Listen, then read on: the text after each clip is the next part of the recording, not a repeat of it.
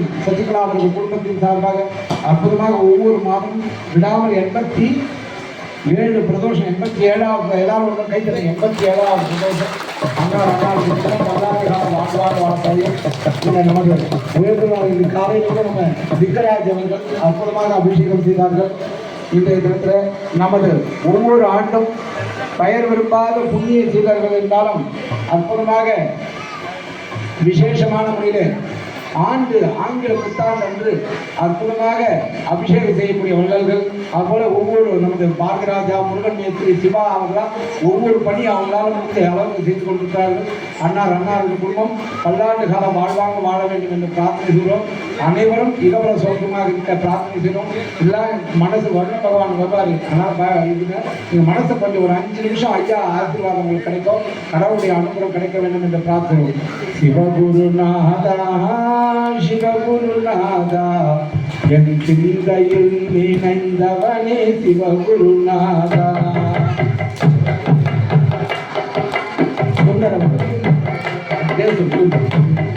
நினைந்தவனே சிவகுருநாதா சிவகுருநாதா சிவகுருநாதா என் சிந்தையில் நினைந்தவனே சிவகுருநாதா.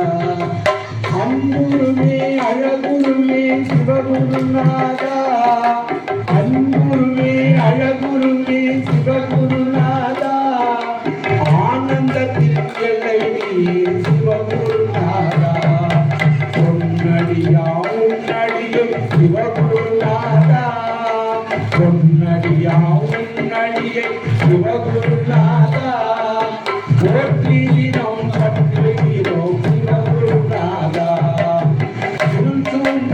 உலகுக்கு சிவகுருநாதா இருள் சூழ்ந்த உலகுக்கு சிவகுருநாதா எருவிளக்கு நீதானே சிவகுருநாதா அருள்நீக்கும் மாமணியே சிவகுருநாதா அருள்நீக்கும் மாமணியே சிவகுருநாதா அருண்காட்சி ஆண்டி உருவாய் சிவகுருநாதா.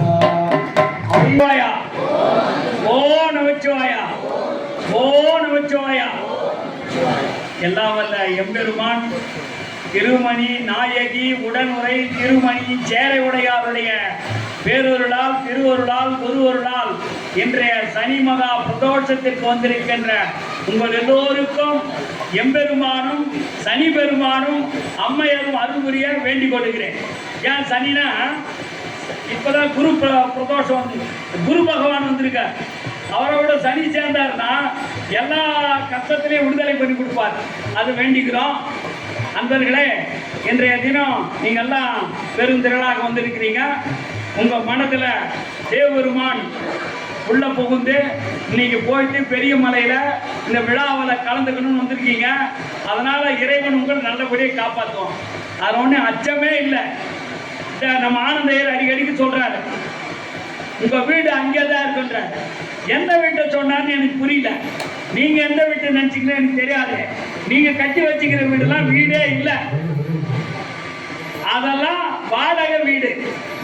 அதாவது பர்மனண்ட் வீடு நமக்கு எங்கே இருக்குதுன்னா சொர்க்கத்தில் இருக்குது. சொர்க்கலோகத்தில் இருக்கிற வீடு தான் பர்மனண்ட்டு. மற்றதெல்லாம் நிரந்தரம் இல்லாது. அங்கிருந்து வாடகை இங்கே வந்திருக்கிறோம். வாடகைக்கே பூமிக்கு வந்திருக்கிறோம். இங்க கட்டிக்கிற வீடுலாம் வீடுகள் இல்லை. அதனால நீங்க சொர்க்கலோகத்தில் இருக்கிற பர்மனண்ட் வீட்டுக்கு நம்ம போனோம்னா சிவபெருமானையும் பார்வதி தேவியும் வணங்கி அனுதினமும் வணங்கி நீ வேண்டுதலே வைக்க வேண்டாம், வேண்டாவே போதும். சகல நலங்களை வளங்களையும் அவங்க தருவாங்க. காரணம், நாம பெற்றெடுத்த குழந்தைங்க அவங்க கேட்கறதுக்கு முன்னே நம்ம செய்யணுமா இல்லையா? நீங்க சொல்லுங்க. நாம பெற்றெடுத்த குழந்தைகளுக்கு நாம ஒன்னும் இஷ்டப்பட்டு சந்தோஷமா செய்யணுமா இல்லையா?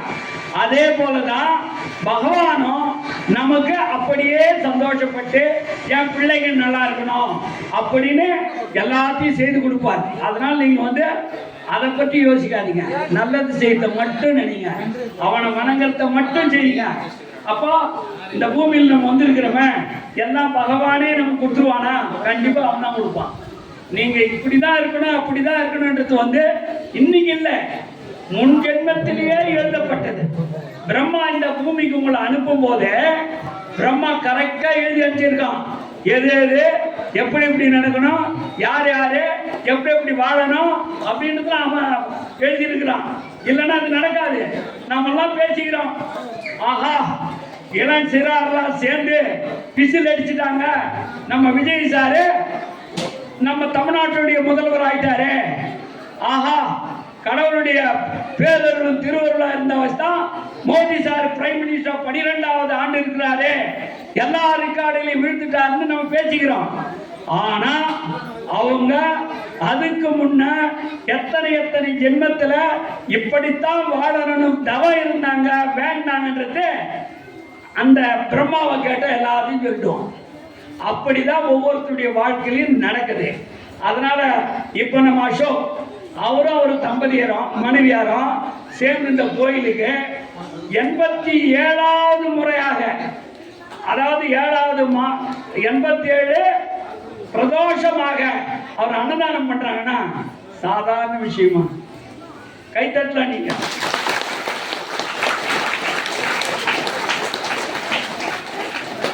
எச்சக்கையால கூட காக்கா ஓட்டாத நம்ம சகோதரர்கள் இருக்கிற இந்த நாட்டில் அவர் 87வது முறையும் அன்னதானம் பண்றாருன்னா அவர் உள்ளத்துல எவ்வளோ ஆழமா கடவுள் உள்ள புகுந்து அவர் ஆட்கொண்டிருக்கான்னு செய்யுங்க. அவங்க தாங்க அந்த மாதிரி பரமாத்மா. அவங்க யாருக்கு செய்யறாங்க சொல்லுங்க? அவங்க யாருக்கு இங்க செய்யறாங்க? சாமிக்குன்றாரு அவரு. சாமி எங்க இருக்கிறாரு? ஒவ்வொரு மனிதனுடைய உள்ளத்தில் இருக்கிறாரு. இந்த காத்து உள்ள போது வெளியே வருது, அந்த காத்து தான் சாமி, அதுதான் கடவுள். அந்த கடவுள் அது உள்ள இருந்துச்சுன்னா சாமி, வெளியே போயிடுச்சுன்னா ஆவி போயிடுச்சு அப்படின்னு ஆத்மா போயிடுச்சுன்னு. அப்படி இருக்கிற இந்த நிலையில நாம எல்லாத்தையும் பார்த்துட்டு இருக்கிற அந்த பகவானுக்கு எல்லாம் தெரியும். அவங்க அவ்வளவு தூரம் நல்லா செய்யறாங்க, அது போல எல்லாரும் செய்யணும். என்னால முடிஞ்சது இவ்வளவுதான். அதுதான் சொல்லுவாங்க, பணம் உள்ளவர்கள் தாராளமா கோயிலுக்கு உதவி செய்யுங்க. பணம் இல்லவே இல்லாதவங்க உடல் உழைப்பு கொடுங்க. அதுவும் இல்லாதவங்க பாராட்டின்னு உட்காந்துருங்க கடவுளை. இதெல்லாம் உங்க கஷ்டங்களா? அப்ப யாருக்கு பரமாத்மா பர்மிஷன் கொடுப்பான்றான்? ஒரு கதையில சொல்றாங்க, சின்ன கதை தான், ஆனா அவ்வளவு பொருள் உண்டு. ஒரு சாமியாரு, என்ன மாதிரி ஒரு சாமியாரு சதா உட்காந்துக்கிட்டு சிவசிவா சிவசிவா சிவசிவான்னு பூஜையே பண்ணிட்டு இருந்தார். பிறந்த நாள்ல இருந்து கடைசி வரலாம். அவர் நல்ல வேலை தானே செய்திருக்காரு. சிவசிவான்னு கடவுளை வணங்கி கடவுள்களை அருளை கேட்டுக்கிட்டால் ஒரு சாமியாரு. இன்னொருத்தரே ஒரு சாதாரண விவசாயி. அவன் என்ன பண்ணா, டெய்லி காலையில அந்த காலத்துல கலப்ப, இப்ப வேலை செய்யற மாதிரி வேலைக்கு போவான், வேலை செய்வான், வருவான். வந்தான்னா அவன் வீட்டுல யாருன்னா கேட்டாங்கன்னா அவன் வீட்டுல இருக்கிற சோறையோ கஞ்சியோ கூழையோ ஒரு ஆளுக்கு தானம் கொடுப்பான், சாப்பிடுவான், நல்லா இருப்பான்னு. அப்புறம் என்ன பண்ணுவான், போயிட்டு ஒரு துண்டை விரிச்சு சிவசிவான்னு படுத்துக்குவான். வேலை பண்ணி பண்ணலாம. இப்போ இந்த ஆளும் செத்தாரு, சாமியாரும் செத்தாரு. 2 பேரையும் கூட்டி போய் யாரு யமனாண்ட நிறுத்துறான், சித்ரா குப்தன். அப்போ இவங்க 2 பேரையும் பார்த்த பிறகு கடவுள் என்ன பண்ணோம், விசாரிக்கிறார் யமதர்மன். எல்லாரையும் விசாரிச்சு, ஆஹா நீங்க 2 பேரும் நல்லதான் வேலை செய்துக்கிறீங்க, ஆனாலும் நான் தீர்ப்பு கொடுக்கணும். என் தீர்ப்பு இப்படி இருக்குது. என்னவா இருக்கிறோம், சாமியாருக்கு மோட்சம் கொடுப்பாரா கொடுக்க மாட்டாரா? நீங்க என்ன பேச மாட்டீங்க? கேட்கலையா கதையா? ஏப்பா கதையை கேட்டீங்களா இல்லையா? இந்த விவசாயி அப்படிப்பட்டதுன்னா இந்த சாமியார் எப்பப்பா பூஜை பண்ணிட்டாரு. இவங்க 2 பேர்ல யாருக்கு மோட்சம் கொடுக்கலாம்? கொஞ்சம் சவுண்டா சொல்லுங்க. விவசாயி கொடுக்கணும்ன்றாங்களா? கை தட்டுங்க. ஏன் இவரு ஒரு வேலையாகலாம் ஒருத்தருக்கு இல்லாதவங்களுக்கு சாப்பாடு போட்டார். சிவசிவான்னு அவர் பூஜை பண்ணிக்கிட்டார். ஆனா சாமியார் 24 மணி நேரமும் சிவசிவாவே சாமியாராவே இருந்தாரு, சுயநலவாதியா இருக்காரு. மோட்சம் வேணும், மோட்சம் வேணும், மோட்சம் வேணும்னு. அது இல்லையா லைஃப்? நம்ம எல்லாரும் ஜீவராசிகள். நான் தான் எல்லா உயிர்களிலும் பரவி இருக்கிறேன், நிலைத்து நிற்கிறேன். அதனால என்னை போன்ற இல்ல அப்படின்னு ஒரு ஆத்மாவுக்கு, ஒரு மனிதனுக்கு, கஷ்டத்தில் இருக்கிறவனுக்கு நீ உதவி பண்ணினா அதுதான் எனக்கு செய்த உதவி அப்படின்னு முடிவெடுத்தார் கடவுள். அது போல நீங்க இருக்கணும்னா உங்களால முடிந்தது இவ்வளவுதான். உங்க வீட்டை விட்டு கொடுங்க. யாருன்னா சொன்னாங்களா? அசோக்குமார் என்ன பண்றாங்கன்னு தெரியல. அவங்களுக்கு 4 ஏக்கர் நிலம் தான் இருக்குது. அதுல இந்த காலத்துல பயிர் வச்சா உழவருக்கு கொம்பு கூட நிற்காதுவாங்க, மாட்டாச்சு கொம்பு. இப்போ அது கூட கிடையாது, வக்கீல் கூட நிற்கிறது. ஏன்னா டிராக்டர்கார எடுத்துன்னு போறான், அறுவடை மிஷின்கார எடுத்துன்னு போறான், எல்லாரும் நடக்குது. அப்போ அவங்க நிற்கிறது மாட்டு வக்கீல். இப்போ மாட்டுக்கு போற வக்கீல் மாதிரி தான் இல்லையா? வக்கீல் தான் மிச்சமாகுது. அதான் விவசாயியுடைய நிலம். அதை மாதிரி இவருக்கு என்ன நிற்குது அதான் நிற்குது. அதில் இவர் என்னத்த பயிருக்கு சாப்பிட்டு சாமி மிச்சம் பண்ணாரு. அதை கடவுளுடைய அருளால கஷ்டமோ நஷ்டமோ பட்டு மனநோய்கள் எல்லாம் சந்தோஷமா கொடுக்குறாங்க. அதானங்க? இது போல எல்லாரும் இருக்கணும். இப்போ நான் எதுக்கு சொல்றேன்னா, உங்களுக்கு எல்லாத்துக்கும் எல்லாம் தெரியணுங்க. ஒரு ராஜராஜ சோழன் யாருன்னு தெரியுமா உங்களுக்கு? அந்த ராஜராஜ சோழனுடைய வாரிசு தான் நம்ம கோயிலுக்கு 1126வது ஆண்டுல வந்திருக்கிறான். எப்போ? அவன் பேரு விக்ரமாதித்ய சோழன். அவன் என்ன பண்ணிக்கிறான்? அந்த இடத்துல ஒரு கல்வெட்டு போட்டிருக்கான். ஒரு கல்வெட்டு 7 வரிகள் இருக்கு. அது என்ன சொல்லுகிறான்? அது திருக்களிற்றுப்படி. அதுக்கு பேர் என்னங்க? திருக்களிற்றுப்படி. அந்த படியில் என்ன எழுதியிருக்கிறான்? இந்த கோயில் பேரு திருமணி சேரையுடையார், ஊருக்கு பேரு இஞ்சி வேடு நாடு அப்படின்னு வச்சிருக்காரு. இதுல இந்த 7 படிகள் ஏறி வர்றதுக்கு நான் படி கட்டி பெருசா கட்டிக்கிறோம்ல, அது பக்கத்துல 7 சின்னதா படி இருப்பார் 7. அந்த காலத்துல இந்த மலை மேல ஏறத்துக்கு வழியே இல்லாத மக்கள் தத்தளிச்ச அந்த காலத்துல அந்த சோழராஜன் இந்த 7 பாறையிலே இந்த 7 படிகளை வெட்டி வச்சிருக்காங்க. அதனாலதான் மேல ஏறினாங்க. இன்று பரவலா நாம செய்திருக்கிறோம். அப்படின்னா அந்த சோழ பேரரசனுடைய மூதாதையர் அவன் ராஜராஜ சோழன் என்ன பண்றான்? அற்புதமான கோயிலை கட்டிக்கிறான். 216 அடி உயரம். எங்க தஞ்சாவூர்ல கோயில் கட்டினான். நல்லது தானே?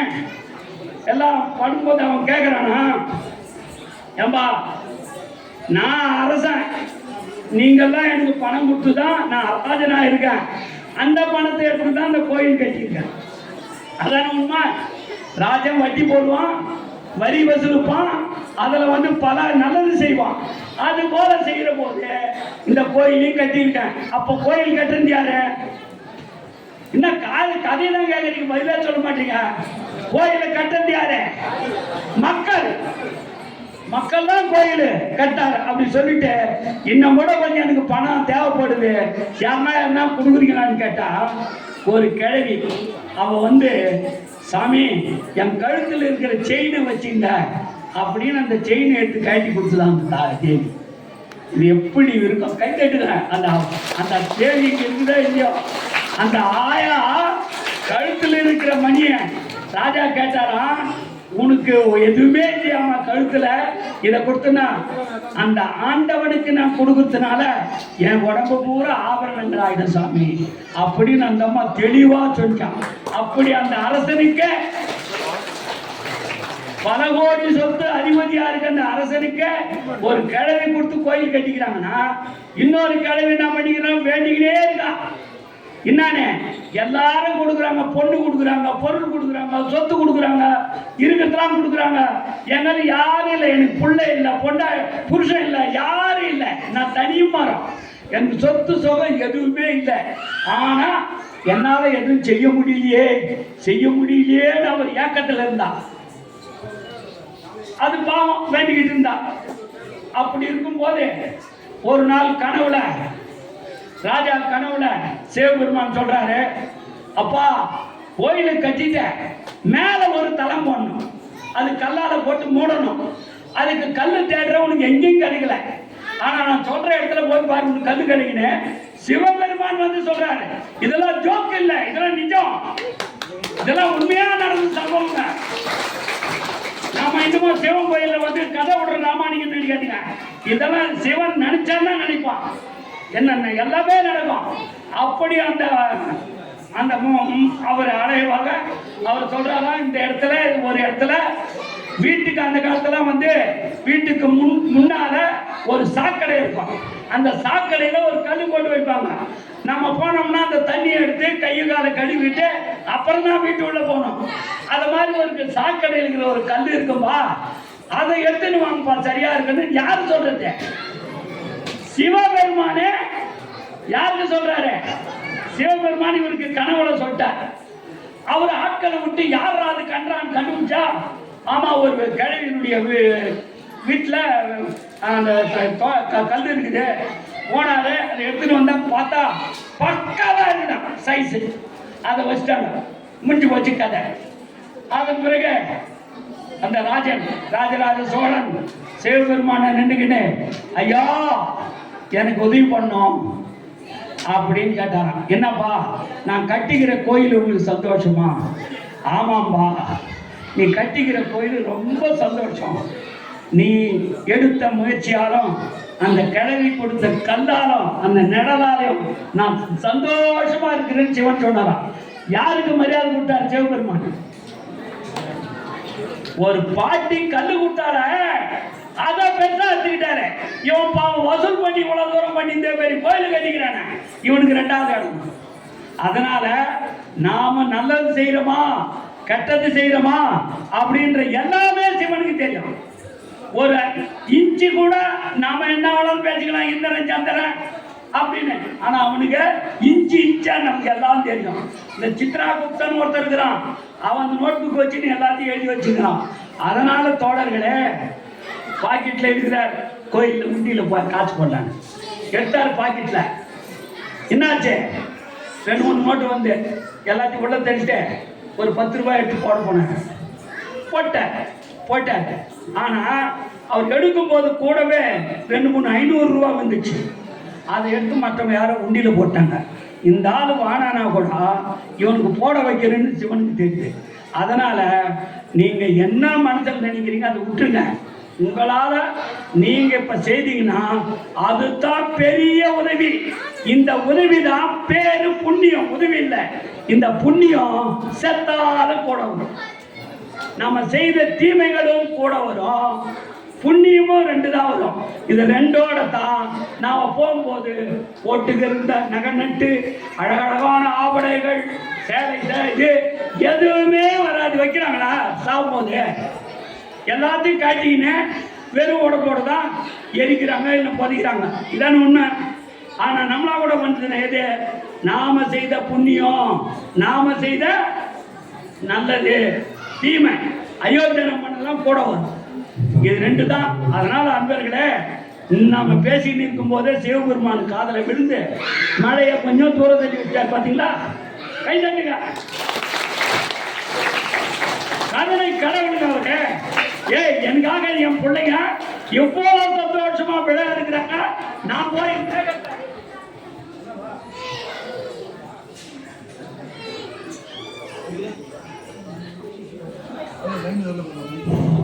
வந்தது. அதனால ஏன் இப்படி ஆச்சு அப்படின்னு நாம ஒரு கணக்கு போட்டா சிவம் ஒரு கணக்கு போடுறோம்ல. நல்லதே நடக்கும் அப்படின்னு சொல்லி நான் இதெல்லாம் உங்களுக்கு ஏன் சொல்றேன்னு கேட்டா, நீங்கள்லாம் அதை தெரிஞ்சுக்க மாட்டீங்க, கேட்டுருக்க மாட்டீங்க. ஆனா நம்முடைய இளம் தலைமுறைக்கு இதெல்லாம் தெரியணும். நம்ம இந்து சம்பிரதாயம் எப்படிப்பட்டது, பண்பாடு எப்படிப்பட்டது, ஜனாதான தர்மம் எப்படிப்பட்டது, வாழ்க்கை முறை எப்படிப்பட்டது, மக்களுக்கு நான் எதை சொல்லணும், எப்படி வச்சிருக்கணும் அப்படின்றது நம்ம எல்லாருக்கும் சொல்லணும். இப்படி சொல்றதுக்கு ஆள் இல்லை. அதனால தான் என்னை ஆண்டவன் அவனே உருவாக்கி என்னை கூட்டிக்கிட்டு வந்து இந்த ஊர்ல பிறக்க வச்சு எனக்கு ஞானத்தை கொடுத்து, இந்த ஞானத்தின் மூலம் உங்களுக்கு எல்லாம் சொல்ற அளவுக்கு நான் வளர்ந்துருக்கிறேன். என்னை வச்சு இந்த கோயில் கட்டிக்கிறான். ஆனா அந்த கோயில் கட்டிக்கிற பணம் யார்கிட்ட?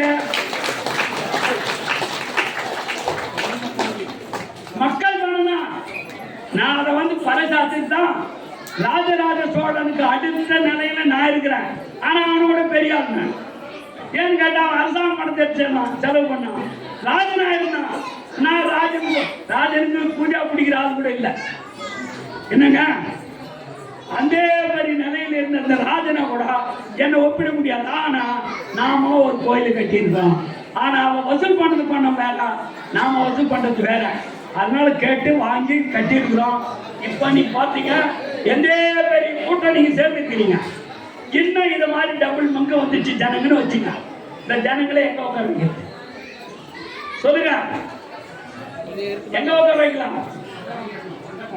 அதனாலதான் இங்க இருந்த அந்த அரச மரம் வரையிலும் ஒரு 60 அடி நீளம் இதை அகலப்படுத்தி அதுக்கு ஸ்ட்ரெயிட்டா வைக்கலாம்னு ஐடியா பண்றோம்.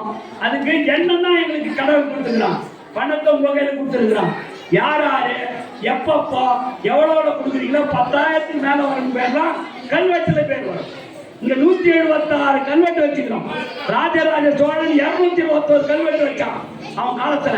நான் இப்பவே 176 கல்வெட்டு வச்சுக்கிறேன். ஏன்னு கேட்டா யாரு 10,000 கொடுக்குறாங்களோ அவங்க எழுதிருக்கோம். நாமெல்லாம் ஒரு நாள் அழிஞ்சிடுவோம். ஆனா அந்த கல்வெட்டு பரமனண்டா இருக்கும், அழியாது. அதை பாக்குறவங்கலாம் இவங்கெல்லாம் அந்த காலத்துல ஜெகஜோதியா அந்த கோயில் இருக்கிறாங்கப்பா, போயிருக்காங்கப்பா அப்படின்னு தெரியும். அதனால நீங்கெல்லாம் நான் இதை சொன்னதுக்காக ஒரு அம்மா எங்கேயோ இருந்து வந்து ஐயா மூச்சு வாங்க, என்னம்மா இந்த பணத்தை ரொம்ப நாளா சேர்த்தாங்கயா, உங்க 10,000 வச்சுங்கயா, நான் என் பேரை போடுங்கன்னு சொல்லிட்டு போச்சு.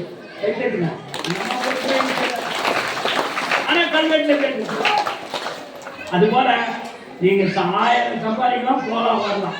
நீங்க கூட மிஸ்டர் கோவிந்த் வந்து என்ன இன்வென்டர் கொண்டு வைக்கிறதுக்கு ஒத்துக்கிட்டு ரொம்ப சந்தோஷம். யாரு எந்த ஒரு கோவிந்தன் மழைவரா?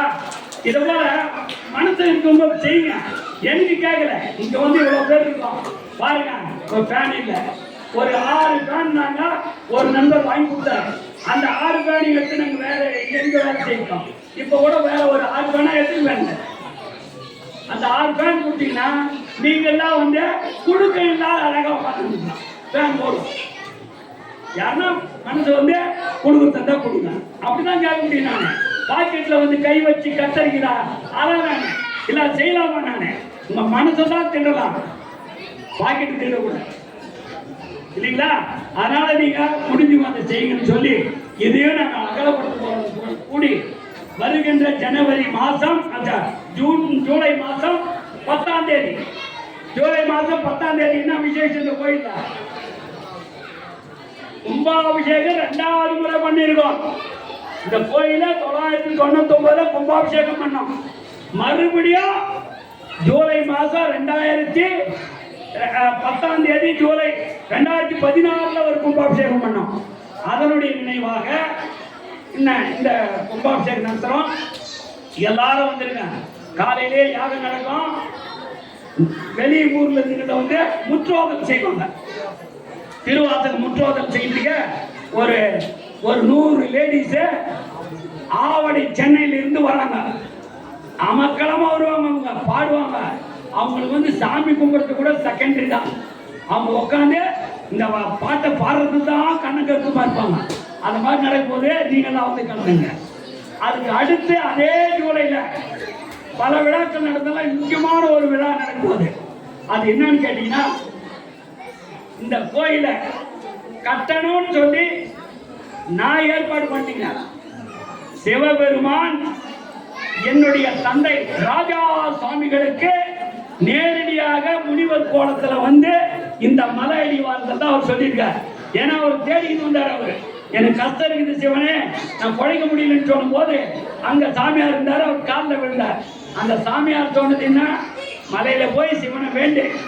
அதே சமயத்தில் என்ன செய்யணும் அவர் சொல்றார், வாழ்நாள் இருக்கிற வரையிலும், நீ உயிரோடு இருக்கிற வரையிலும் உன்னால முடிஞ்ச 1/4 கிலோவோ 1/2 கிலோவோ 2 கிலோவோ நெய்ய, பசு நெய்ய கொண்டாந்து மலை மேல வச்சு கார்த்திகை நாள்ல தீபம் ஏத்து அப்படின்னு சிவபெருமான அவர் சொல்லியிருக்கார். அது எங்க அப்பா 63 ஆண்டுகள் தீபம் ஏற்றிருக்கார். அவர் மனசை உறுதிப்பார். மனுஷ மனுஷன் தாடி வச்சுக்கணும், தாடி வச்சுக்கணும், சாமியார் ட்ரெஸ் போட்டுக்கணும், அப்படி இருக்கணும், இப்படி இருந்து படோட பண்ணாதீங்க. எவ்வளவு எளிமையா இருந்தாலும் இப்ப கதை சொன்ன உழவனுக்கு மோட்சம் கொடுத்தாருல சுவாமி, அது போல எங்க அப்பா 63 வயதுல ஒரு எளிமையான மனுஷன் கார்த்திகிட்டே பேசினார். அது தீபத்துக்கு அவர் என்ன பண்ணாரு, எங்களுக்கு இருக்க சொந்த நடக்கிற பயிர் வச்சு அறுவடை ஆன உடனே கொஞ்சம் எடுத்து வச்சுருவாரு. இல்லை அதை அப்படியே விற்று பசு நெய்யா வாங்கி இங்க கொண்டாந்து பேசினார். அது அவரால் முடிஞ்ச கால. ஆனா அதை கடவுள் பாராட்டினார். அப்படிப்பட்ட அந்த அவர் பேரு ராஜா. நெய் தீபம் கொடுத்ததுனால நெய் தீபம் முனிவர் அவருக்கு ஒரு சமாதி கட்டியிருக்கிறோம். அந்த சமாதிய பாண்டிச்சேரி முதலமைச்சர் அவர்கள் 28/7 ஜூலை மாதம் 28/7 11 மணிக்கு குரு பூஜை நடத்தி திறந்து வைக்கிறார். எங்க அப்பாவுக்கு 126 ஆண்டுகளும் அவர் இறந்த நினைவு நாள் குரு பூஜை நாள் 30வது நடத்துறோம். நீங்க எல்லாரும் தவறாம கருத்துங்க. ஏன்னா குருன்றது கடவுள். அந்த எல்லாரும் சிவனை பார்க்க முடியாது. சிவன் குரு ரூபத்திலையும் சாமியார் ரூபத்திலும் தான் காட்சி கொடுப்பார். அப்படிப்பட்ட அந்த அருளாட்சிய நீங்க வரும்போதே அந்த மண்டப இதுல சமாதியில வணங்கி ஒரு 10 நிமிஷம் பூஜை பண்ணிட்டு வந்தீங்கன்னா நல்லது. அந்த சாமி கூடவே வராதுன்னு அர்த்தம். அது நடக்கும்போது அதுக்கெல்லாம் நீங்க வரணும்னு சொல்லி நாளைய மறுநாள் என்ன கோயில்ல பௌர்ணமி, எல்லாரும் பௌர்ணமிக்கு வர வேண்டும் என்று அழைக்கிறேன். வாருங்கள், எல்லாம் நல்லதே நடக்கும். எல்லாம் அவன் அருள், அவன் சித்தம். ஓ நமச்சிவாயா, ஓ நமச்சிவாயா, ஓ நமச்சிவாயா, ஓ நமச்சிவாயா, ஓ நமச்சிவாயா, ஓ நமச்சிவாயா, ஓ நமச்சிவாயா, ஓ நமச்சிவாயா, ஓ நமச்சிவாயா, ஓ நமச்சிவாயா, ஓ நமச்சிவாயா, ஓ நமச்சிவாயா, ஓ நமச்சிவாயா, ஓ நமச்சிவாயா, ஓ நமச்சிவாயா, ஓ நமச்சிவாயா. அன்னைக்கு படுக்கும்போது தூங்கும்போது ஓ நமச்சிவாயா சொல்லியும் பண்ண